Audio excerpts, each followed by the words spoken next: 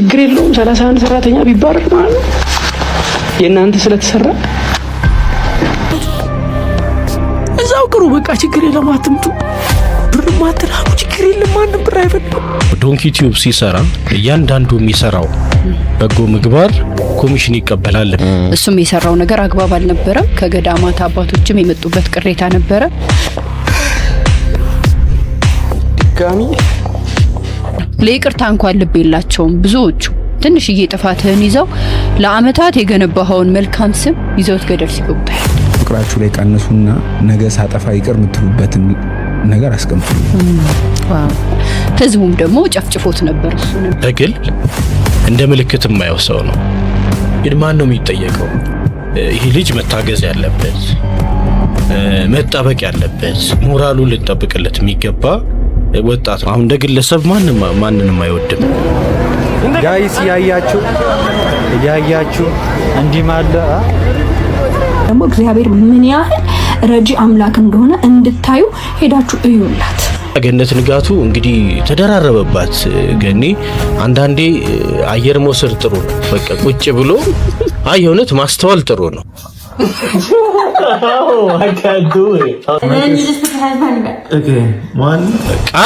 ቃል በቃልም ስትናገር እንደነበረው ገጠም አይደል?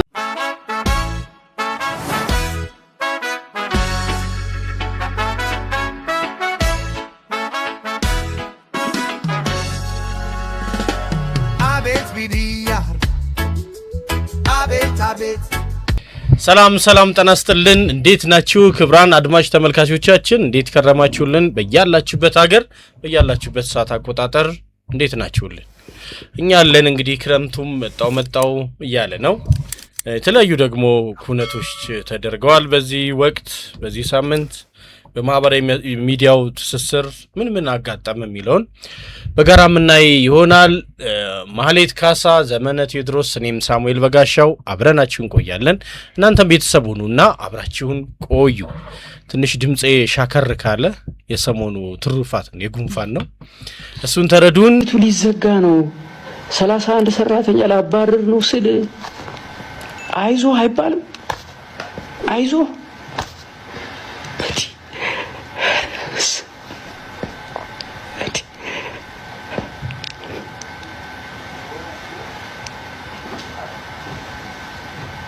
ችግር የለውም 31 ሰራተኛ ቢባረር ማለት ነው የእናንተ ስለተሰራ ይብቃኝ። ለማንኛውም ሌላ ነገር ውስጥ አልግባ። እንግዲህ ብዙ ነው የተነሳው ነጥብ። በጣም ጥቂቱን ለመንደርደር ያህል እንዲሆን ይህን ቪዲዮ ያመጣ ነው። እንዴት አገኛችሁት ሰሞኑን የነበረውን ነገር? ምንድን ነው የተፈጠረው? እኔ በደንብ አልገባኝም። አልሰማህም? ኦኬ ማሂ ትንሽ የዩቲዩብ ቻናሉ ላይ ችግር ተፈጥሯል። ምን ሆነ? አንድ ገዳም ላይ የሆነ ቪዲዮ ሰርቶ ትንሽ ከህዝብ ያልተገባ መልስን አግኝቶ ነበር። እሱም የሰራው ነገር አግባብ አልነበረም። ከገዳማት አባቶችም የመጡበት ቅሬታ ነበረ። ህዝቡም ደግሞ ጨፍጭፎት ነበር እሱንና ዩቲዩቡ ላይ አሁን አደጋ መፈጠር ጀመረ እና ሰብስክራይበር ቀነሰ ነው ወይስ ቪው ቀነሰ ነው? ምንድነው? በቃ ገንዘብ ሊያመጣለት አልቻለም። ስለዚህ ወይ ቪው ቀነሰ ነው 30 ምናምን ሰው 30 ምናምን ሰራተኞች ደግሞ ሌሎች አሰናብተዋል። ኦኬ እስከ 70 አካባቢ ሰራተኞች የነበሩት ነው። አሁን አባሮ አንድ ፍሎር ላይ አንድ ህንጻ ላይ በጋራ ነው ያሉት። እንግዲህ G+3 ምናምን 2-3 ቦታ ነበሩት። እዚህ ተስፎ ሞልም ሀያት ቀረጻዎች የሚያደርገው እዛ ነበር ምናምን ብቻ ብዙ ነገሮች ነበሩት። አሁን እነዛ የሉኝም ብሎ ነው እንግዲህ ሜምበር ሆናችሁ ዶንኪን አግዙ በዘላቂነት ሰራተኞች ላባረር ነው የሚል ነው። በዋናነት እንግዲህ ሁለት ነገሮች ይነሱ ነበር አሁን ለማጥራትም።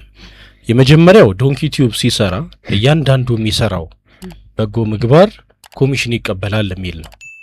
ይሄ በሩመር ደረጃም አለ፣ በኋላም ደግሞ ገንፍሎ ወጥቶ ሰዎች የተናገሩበት ነው።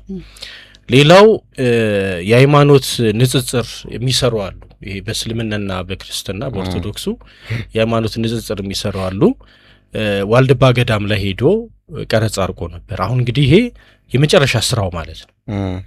በዶንኪ ቲዩብ ይህንን ሰርቶ ነበርና እዛ ቋርፍ የሚባል አባቶች የሚበሉት የሚመር አለ እሱን ሲበላ የሚያሳይ ምስል አለ ከዛ በኋላ አንድ የሙስሊም እስልምና እምነት ላይ ያለ ንጽጽር የሚሰራ ሰው የሚበሉት ሌላ ነገር ነው ብሎ ተናግሮ ነበር አንደኛ ለሱ ምላሽ አልሰጠም እሸቱ ወጥቶ ስለበላው ነገር ወጥቶ አይኔ የበላውት ይሄን ነው እንዲ ይባላል የመጣበት ምክንያት እንዲ ነው አባቶች የሚበሉት በዚህ ምክንያት ነው ብሎ ሊናገር አልቻለም ኖርማሊ ቪዲዮ እሱ ብቻ አይደለም ቆይ መጣበታለሁ ሊናገር አልቻለም በዛም የተወሰነ ቅሬታ አለው ሰው እንግዲህ ቀድሞም ሰርተንበታል ደግሞ ከባምቢ ጋር በተያያዘ ያነሳው ነገር ነበር እንደዚህ ብቻ እዚህም እዛም የሚነሱ ነገሮች ነበሩ ይሄንን አነሳ ማይ የምትዩ ነገር ካለ በይና የኔን እንቀጥላለን አይ ቪዲዮ ኖርማል በምግቡ በተበላው ምግብ ብቻ አልነበረም እንትኑ ዋና ሐሳቡ የነበረው በተጨማሪነት እዛ ለምን የቀረጸበት አቀራረጽ ችግር ነበረው የሚል ነው ለሱ ይቅርታ ጠይቋል ማለት ቅዱሳን አባቶችን ይቅርታ ጠይቋቸዋል በወቅቱ እንትን አንዲት ሴት ነበረች እና ያቺ ሴት ከእናቷ ፈቃድ ወጣ መንኩሳለች ያቺን የመነኮሰች ሴት ለማግኘት ነው አንድ ወንዝ ተሻግሮ ይሄደው ያ ወንዝ ደግሞ ሰዎች ሲሻገሩት ኃጢያታቸውን ተሽሮላቸው ነው የሚሻገሩት ተብለዋል እሱም ሽሮ ተሻገረ ከዛ ግን እዛ ያለችውን እሙሃይ ያናገረበት መንገድ ሲያሯሩጣት ነበረ ቪዲዮ ላይ just ድራማ ነው የሰሩት ለምንድን ነው ድራማ ነው አሁን ዩቲዩብ በተለምዶ የገቢ ማስገኛ በሚል ነው ጠቅላላ ሐሳቡ የውሃ መጠጥ ችግር አለ ቦታው ላይ ውሃ ለማስገባት ከአንድ ታላቅ አባት ጋር ይነጋገሩና ነው የተጠራው ሲጠራ ሄዱ ያለው ነገር ሲያይ ሰው በደንብ ግልጽ ሆኖ እንዲረዳ ታሪክ ፈጥሮ ምን ብሎ ስክሪፕት ተዘጋጅቶለት ምን ተብሎ እና አሯሩጧታል ምናምን እና እንግዲህ የገዳም አባቶች ገስጸውታል እንደ ልጅነቱ የኢትዮጵያ ኦርቶዶክስ ተዋሕዶ ቤተክርስቲያን በብዙ መልክ ያገለገለ ነው እሸቱ ማለት እርዳታ በማሰባሰብ ምንም እንደዚህ አሁን ጸራጽዮን አሜሪካ ያለው ቦታ ሲገዛ ምን ሲል በብዙ ሚሊዮን ዶላር ማሰባሰብ የቻለ ምናምን ነው የሆነ የሰራው ቀረጻው ላይ ሴቶች የማይገቡበት ጋር እንድትገባ ተደርጓል ምናምን በጣም ብዙ ችግሮች ነበሩት እሱ ተነሳ እንግዲህ እንደ ልጅነቱ ስራ ደግሞ የሚሰራ ሰው ያጠፋል እንግዲህ አባቶችን ይቅርታ ጠይቆ ይቅርታው ተቀባይነት አግኝቶ ነበር እሱም የሆነ ብቻ አቧራ አስነስቶ ተቃውሞ ከዩቲዩብ ውስጥ እንግዲህ ዩቲዩብ ተከታታይ ከሆኑ መካከል ግማሹ ድጋፍ የነበረው እርዳታውን ለማሰባሰብ አስፈላጊ ስለነበረ ነው የሰራው ነው ሌላው ደግሞ የሚቃወሙ ነበሩ ስለዚህ ብቻ ተንከባሎ መጣና እንግዲህ ማህበራዊ ትስስር ገጽ ደግሞ ያለህ ነገር ሆይ ነው አይደል ነገሩ እስካለህ ድረስ አለ በሆነ ነገር አጥፍተህ ከተገኘ ይክ ነው የሚለው ባንዴ ይወርዳል ብዙ ነገር ያም ይመስለኛል የኤአይ ትምህርትም ብሎ ትምህርት እየሰጠነ ያለው እሱም ላይ አንዳንድ ቅሬታ ያላቸው አሉ ብቻ ይሁን ብዙ ነገሮች ይነሱና ችግር ላይ ነኝ ብሎ ተናገረ ሰራተኞች ልበትን ነው አለ በዚህ ሰዓት የኮሚሽኑ ነገር በተለይ ኮሚሽን ይቀበላል የሚለው ነገር የተሰራውን መልካም ስራ በሙሉ የሚያጠፋ ነው የሚያጨቀይ ነውና በዚህ ምክንያት ተናገሩልኝ ነው ያለው ተናገሩ እኔ እውነት ኮሚሽን ተቀብዬ ከሆነ ተቀብለሃል አጥፍተሃል በሉኝ ካልሆነ ደግሞ አለመቀበሌን ወጣችሁ ተናገሩልኝ ብሎ ከቢኒያም ነው የጀመረው እንግዲህ የመቄዶንያ መስራቹን ቢኒያም ብፁዓን አባቶችን 3-4 ብፁዓን አባቶች እማሆይትን እንግዲህ ቪዲዮቹን አሁን ያመጣን ለማሳየት ጊዜ እንዳይወስድ ነው እንጂ ያለውን እውነታ ተናገሩልኝ ብሏቸው ሁሉም በአንድ ቃል በአንድ ሐሳብ እንደውም ኤክስትራ ማይል እየሄደ የራሱን ወጪ ራሱ ከሸፍኖ ገዛም ሲያደርግ ነበር ከኪሱ እያወጣና የሚገርማችሁ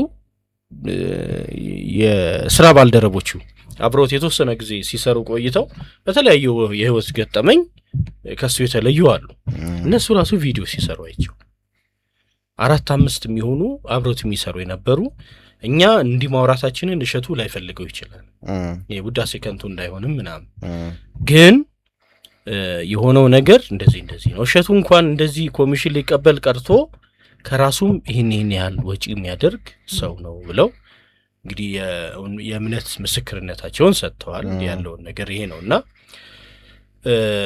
እንደኛ ደግሞ እንግዲህ ይሄም ዩቲዩብ ነው።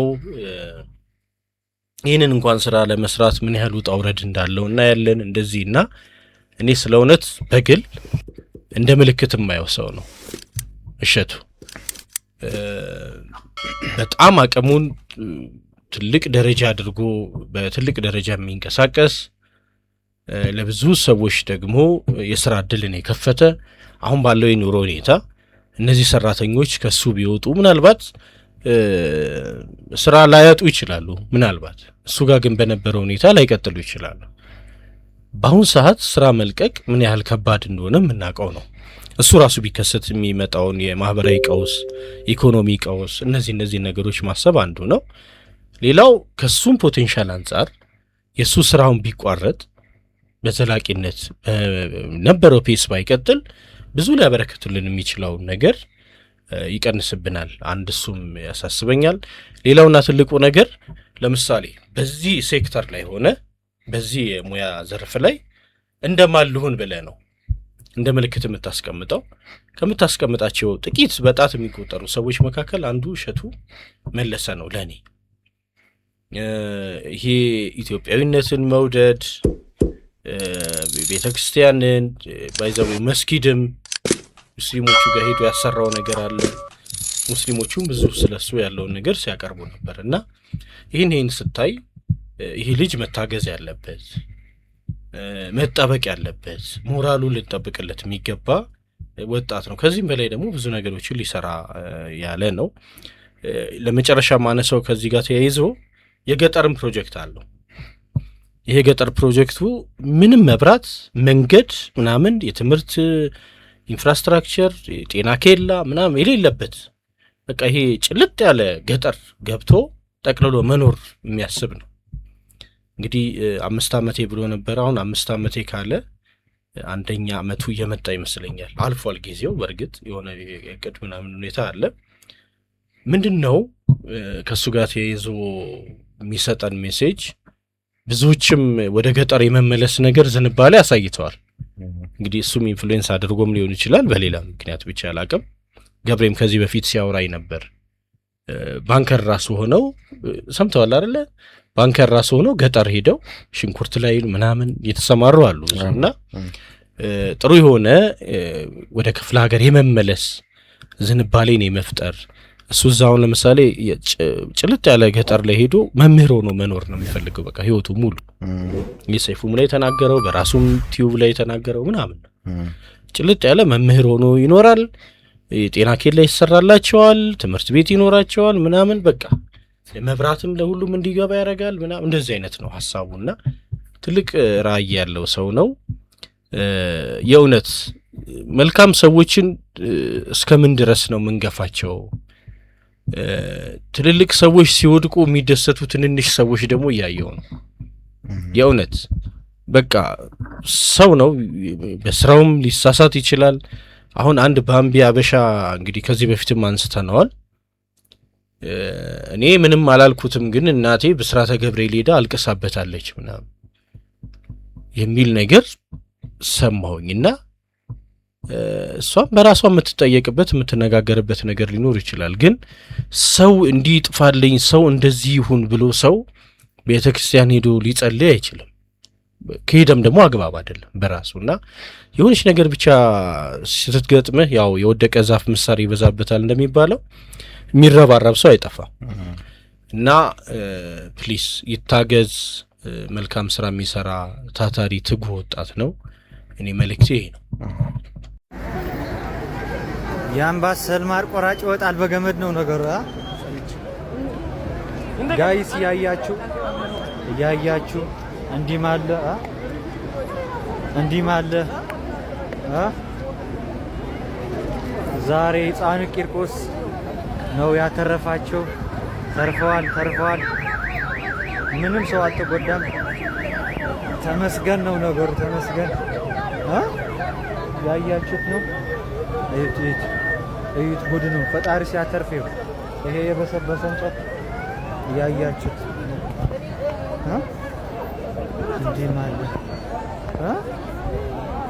እንዲህ ማለት ከእንደዚህ አደጋ መትረፍ አለ። እዩት ጋይስ እንዲህ ማለት ፈጣሪ ሲጠብቅ እዩት ከእንደዚህ አደጋ መትረፍ አለ። ይኸው ምንም ሰው ሳይጎዳ እዩት አንድ ሰው አልተጎዳም። ተመስገን ነው። በቅድሚያ ሰው አለመጎዳቱ ጥሩ ነው። እንደው ፈጣሪ ይመስገን። ልጆች ይኖሯቸዋል፣ ቤተሰብ ያለው እንደዚህ ሰው በወጣበት ሲቀር በጣም ነው የሚያሳዝነው። ነገር ግን እንዲህ አይነት አደጋዎችን በማይበት ሰዓት ብዙ ጊዜ በጣም ጥቂት የእርምት እርምጃ የምንወስድባቸው ጉዳዮች ባለመኖራቸው ነው አደጋ እየደረሰ ያለው። አሁን ምን ያህል እንደበሰበሰ ስልክ እንጨቱ አይተዋል። ትራንስፎርመርን የሚያክል በጣም ትልቅ ሄቪ እንትን ያለው ክብደት ያለውን ነገር የተሸከመ ከስር እንዴት ብል በልቶት እንዴት እንደሆነ የሚታይ ነው። እና ፉካዎችን መዝጋት በጣም እኔ አንዳንዴ የእውነት አይገርማችሁ? በጣም ቀላል እኮ የሆነ ብረት አንስተ እዚህ ጋር ጉድጓድ ውስጥ ገብተ ኢንስታሌሽን ሊሆን ይችላል ምናምን ከሰራ በኋላ ለምንድን ነው ከድነው ማትሄደው? አንተ ስትሰራ ሳከድን ስትሄድ ሁሉም ሰው ያንን እያየ የሚራመድ ነው የሚመስለው።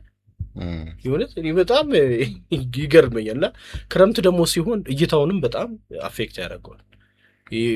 ጭጋጉ አለ፣ ዝናብ እየዘነበ ምናምን እና እንዲህ አይነት ነገሮች አሁን ስልክ እንጨቱ በፊት ምን ያደርጉ ነበረ? አንዱ አርጅቶ ሊወድቅ ይችላል ብለው ሲያስቡ ላይ ያለውን አውጥቶ ከመቀየር አዲስ ስልክ እንጨት አምጥተው አስረው ያስደግፉታል። አቅም እንዲሆነው ልክ እንደ መቋሚያ ማለት ነው። ይሄ እንግዲህ ፈጣሪ እንኳን ነፍሳችሁን አተረፈላችሁ ነው። ሰው አለመጎዳቱ ግን ማን ነው የሚጠየቀው? በነገራችን ላይ መብራት ጨምሮ ቢመጣ ምናምን ከዚህ በፊት እንደነበረው ካሳ መጠየቅ አትችልም። ታውቃለህ? መብራት አይደል ቀድሞ ይፈስ ከነበረው የመብራት ፍሰት አንዳንዴ ጨምሮ ይመጣላ። በዛ ምክንያት የሚቃጠሉ እቃዎች አሉ። ለዛ ዋስትና ይሰጥ መብራት አይደል በቃ ቀርቷል። የለም አጠይቁን። ከዚህ በፊት ካሳ ይከፍሉ ነበር። ቴሌቪዥን ሲቃጠልብህ የቴሌቪዥን ካሳ እንዲህ እየተባለ ነበር። አሁን ግን የለም። እና አንዳንዶቹ እኛ ራሱ ስንት እቃ ተቃጥሎብናል ቤት በቃ ቤት የምትለው ሰው የለም። እንኳን ብቻ ተረፉ። የአምስት ልጆች እናት ሆነሽ የኔ አንድ ልጅ የሆነ ነገሬ በራሴ ጥፋት ተነካብኝ ብለሽ ለማስነጠቅ ይሄንን ርቀት መሄድ አላቅም። ህሊናሽ ምን እንደሚወቅስሽ ግን ደግሞ ይሄ የለቀቀችው ዩቲዩብ ማለት ነው ብዙዎቻችሁን ያስተምራል። በምን አይነት መንገድ አልፌ ደግሞ እግዚአብሔር ምን ያህል ረጂ አምላክ እንደሆነ እንድታዩ ሄዳችሁ እዩላት። በደንብ ልቀቂው። አንቺም አመሰግንሻለሁ። እግዚአብሔር ይባርክሽ፣ ልጆችሽን ይጠብቅልሽ። አይተሽዋል ታሪኩና? አይ ሙሉ ታሪኩን አላየሁኝም። እንግዲህ ምንድነው ታሪኩ? እቺ ቲክቶከር ስሟን ረሳሁት ለጊዜው። ቃል ባባ ቃል ናይስ ቃል ከልጇ አባት ጋር በህግ ተለያይተዋል። ከዛ ደግሞ እንግዲህ ኑሮን ለማሸነፍ ህፃኗን ቤት ላለችው አጋዧ እየተወች ይሄ አቃጢራ ጉዞ አለ አይደል? የሚነግዱ ሰዎች የሌሊት ጉዞ እንደሱ እየሄደች ወደ ድሬዳዋ ሐረር እየሄደች እቃ ታመጣለች። በሌሊት ነው እንግዲህ አሁን ድሬዳዋ ሄደ እንትን ካልክ በኋላ ወደ ሐረር እንዲህ እቃዎች እያዘች ትመጣና መታ ደግሞ በሌሊት ጉዞ ድጋሚ መታ እቃዎች እየሸጠች ትኖር ነበር። ይሄንን ከገነት ንጋቱ ጋር በገነት ንጋቱ ዩቲዩብ ቆይታ ያደርጋሉ። ቆይታ ሲያደርጉ ትነግራታለች። ሙሉ ታሪኩን ነግራው ተቀርጾ ምን ብሎ ይህን ግን ስለ ልጅ ያለውን ነገር እባክሽን ፍርድ ቤት የያዘው ጉዳይ ስለሆነ አታውጭብኝ፣ እንዲወጣብኝ ፈጽሞ አልፈልግም። ምክንያቱም ኬዙን አሁን በበጎ ተመልሷል ነገሩ። ፍርድ ቤትም ልጅ እናት ጋር ቢቆይ ወይም ብትቆይ በሚል ተፈቅዶላታል። ግን ይሄ ዜና መውጣትና መለቀቅ የለበትም ነበረ ነው።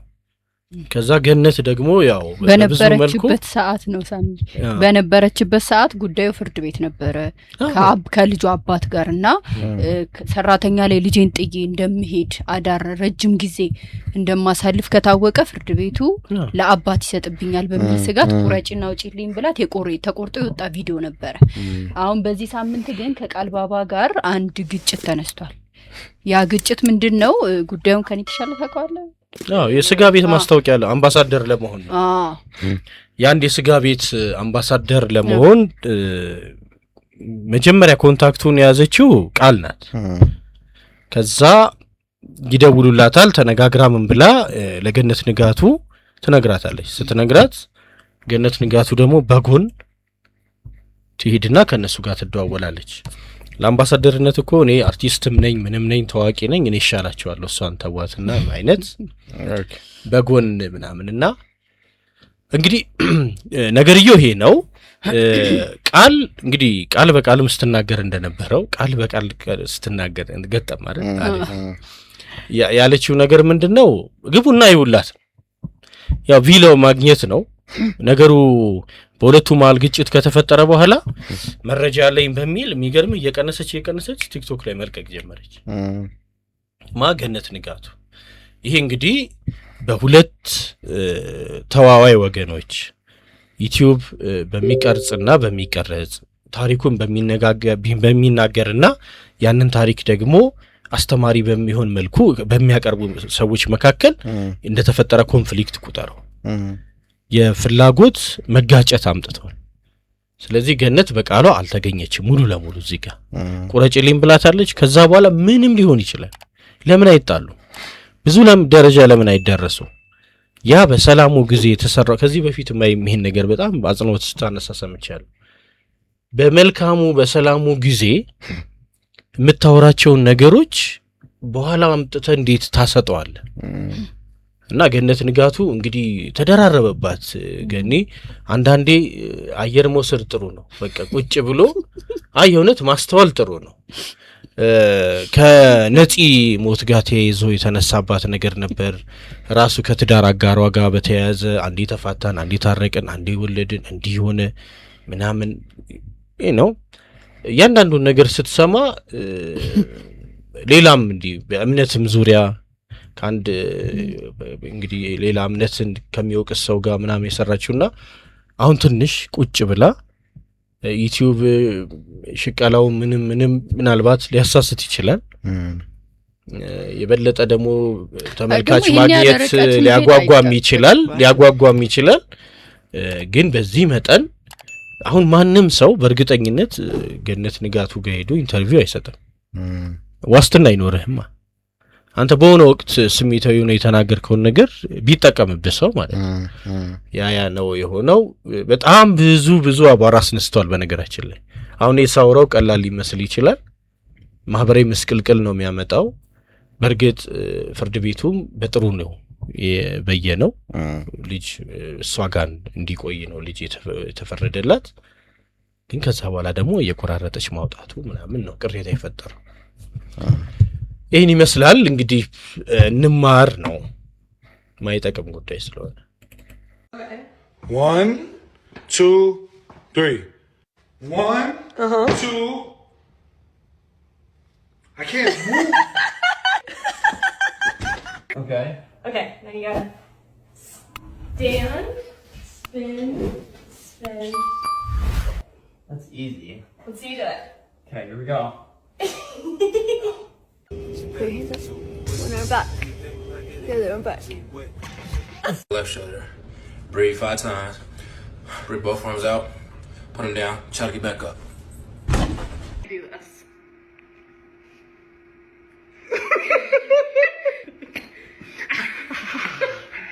Yeah, I gotta do my left foot first. And then back. Oh, I can't do it. And then you just put your hands behind your back. Okay, 1, 2, 3. Push down and look up at the same time.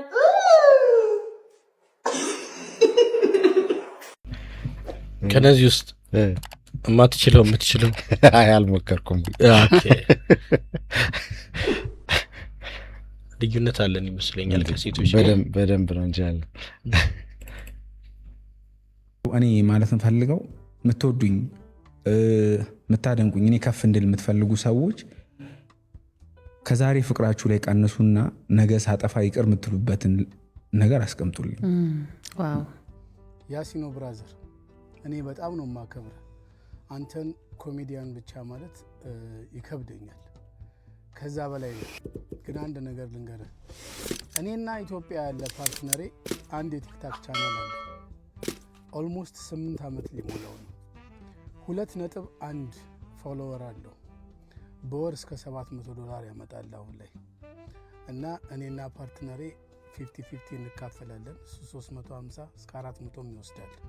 ያ የቲክታክ ቻናል የሚሰራው ከዩቲዩብ ላይ የመጽሐፍ ቅዱስ ቃላቶችን ወስዶ ፓርትነሬ በካርቱን ይሰራውና ሊፕሲንጉን ኤቭሪቲንግ ይልክልኛል። እኔ ደግሞ እዚህ ፔጁ ላይ ፖስት አደርጋለሁ እና ሪጅኑ ዩኤስኤ ነው። በአሁኑ ሰዓት እስከ $750 ድረስ በወር ያስገባል። አንድ ቀን ቸነጥ አደረገኝና ያንን ፔጅ እዚህ መጥቼ ለማስተዋወቅ ፓርትነሬን አናገርኩት። ለአበሻው ብናስተዋውቀው ሞር ፎሎወር ብናገኝ ስለው በእውነት አጠገቤ ስለሌለ ነው እንጂ ግሬ ላይ ቢወድቅ ደስ ይለው ነበር። እባክህ የአበሻ ፎሎ ይቅርብን፣ እንደዚሁ እንዳለ ነው እንቀጥል። እኔ በዚህ ብቻ ነው የምተዳደረው እባክህ ብሎ ለመነኝ። ልመናው በጣም አሳዝኖኝ ተውኩት። አበሻ ሲያነሳ ያነሳል ያለምንም ምክንያት ደግሞ አንዲት ቃል ከብዙ አረፍተ ነገር አንዲት ቃል ፒክ አድርጎ ዱብ ብሎ የሚያደርግ እና የሱን ምክር በመስማቴ ቻናላችን እስካሁን ድረስ 2.1 ፎሎወር ይዞ ራን ነው። ሶ ሀበሻ ሀብታሙ በጣም ሀብታም የሆነው ደሃው ደግሞ በጣም ደሃ የሆነው ሀብታሙ ለደሃው ለማሳየት ሳይሞክር ቀርቶ አይመስልኝም። ሀብታሙ ለደሃው ለማሳየት ሲሞክር ደሃው የሀብታሙን መንገድ ተከትሎ ሀብታም ለመሆን ሳይሆን የሚሞክረው ያንን ሀብታም ጎትቶ ለመጣል። ለዛ ነው የማያልፍልን። ያሲኖ ቀንን ጠብቅ፣ ተዘጋጅ፣ just get ready። የማይቀር ነገር ስለሆነ ነው። ይሄው ነው። መልካም ቀን። አይፈስ ይሄ ሐሳብ እኔ ከእንትና ጋር እንደም ይሄዶብኛል። ቅድም ከእሸቱ ጋር ከእሸቱ መለሰ ጋር ትክክለኛ ነገር ነው ያሲን የተናገረው። ብዙ ጊዜ እኛ ሀገር ውስጥ ሙሉ ነጭ ልብስ ብትለብስና ጠብ ያለች ቡና ብትኖር ያቺ ናት ጎልታ የምትወጣው። እውነቴን ነው። ለይቅርታ እንኳን ልብ የላቸውም ብዙዎቹ። ትንሽዬ ጥፋትህን ይዘው ለአመታት የገነባኸውን መልካም ስም ይዘውት ገደል ሲገቡ ታያለህ። እና ይዘውት ደግሞ ገደል ሲገቡ ስራህንም ህይወትህንም ነው የሚያበላሹት። አያውቁትም። ያሲን ትክክለኛ ነገር ነው የተናገረው። አስቀድሞ ማለት ያው ምን ቢያጌጡ ምን ቢያምሩ ምን ቢሉ ደግሞ የሚከፉበት ወቅት ቀን ጊዜ አለና እንደ ባለሙያ ለያሲኖ የመከረው ነው እኔም የምመክረው። ሁሌ እንደተወደዱ አይኖርም። አዎ መዘጋጀት ልክ ነው። እንዲሁ ዝም ብሎ እኮ ከመሬት ተነስቶ ይጠሉሻል። አሁን ቅድም እንዳልሽው ነው እሸቱ ላይ እንዳነሳ ነው ቁጭ ያለ ሰው ለመተቸት በጣም ይመቸዋል። 3 አይነት ሰዎች አሉ ነው እንግሊዘኛው በደንብ ስለሚገልጸው ዋቸርስ፣ ዲወርስ፣ ብሌመርስ ኦር አድማይረርስ ነው የሚባሉት ሶስቱ። የመጀመሪያዎቹ ተመልካቾች ናቸው። ዝም ብሎ መመልከት፣ ኤግዚስት ብቻ ማድረግ፣ በቃ መኖር። መሬቱ ጭቃ ሆነ ኮብልስቶን ሆነ አስፋልት ሆነ ምንም ዝም ብሎ ኤግዚስት የሚኖሩ ማለት ነው። መመልከት ብቻ ነው። ሌሎቹ ደግሞ አድራጊዎች ናቸው። ከጭቃው ኮብሉ፣ ከኮብሉ ገረጋንቲው፣ ከገረጋንቲው አስፋልቱ ይሻለናል የሚሉ የሚሰሩ ማለት ነው። እጃቸውን በአፈር የሚያቆሽሹ ዶማ ይዘው የሚገኙ እንደዚህ አይነት ሰዎች አሉ፣ አድራጊዎች። በባህሪም በዚህ ይለያል። ሶስተኞቹና የመጨረሻዎቹ ደግሞ ወቃሽ ወይ ደጋፊ ናቸው። ትናንትና ባንዲራ ያውለበልቡልሻል፣ ነጭ ባንዲራ። ነገ ደግሞ ቀይ ባንዲራ ያውለበልቡልሻል። ሂድ ነው የመጀመሪያው። ሁለተኛው ደግሞ ቁም ነው። ፈጽሞ ሲጠሉሽም አታቂም፣ ሲወዱሽም አታቂም። እና ቃል በቃል እንትና ዮናስ ክፍለ ሀገር የሄደው ዮናስ ሲያወራ ሰምቼው ነው። እዚህ ከኡራኤል አካባቢ ነው ሰፈሩ ምናምን ሊፈርስ ምናምን ሲል ብዙ ይሄ ቅርጻ ቅርጽ የሚሰራው ልጅ ዮናስ ክፍለ ሀገር ሄዶ አዲስ አበባ አንድ ቀን ደርሶ ተመለሰና የሆነች ቃል አወጣ።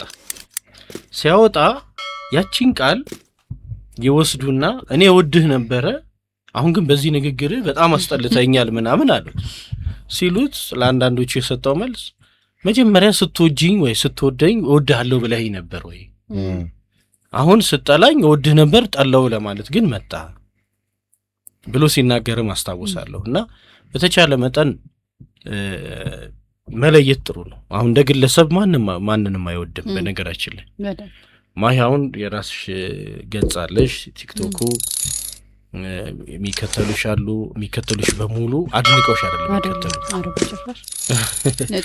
አንዳንዱ እየተከተልኳት መጨረሻው አለ የሚል ሰው ይመጣል። አንዳንዱ ደግሞ የምር እቺ ልጅ ታነሳው ቪዲዮ ላይ ያሞገሰኝ ሰው እንደዚህ ተመሳሳይ እንትን ላይ ማለት ነው ያሞገሰኝ ሰውዬ ልክ ደግሞ ቀጣዩን ቪዲዮ ላይ አይቼ ኮሜንት ሳነብ እዛኛው ላይ ደግሞ ሰድቦኛል። በቃ የእውነት እንዲህ ነውና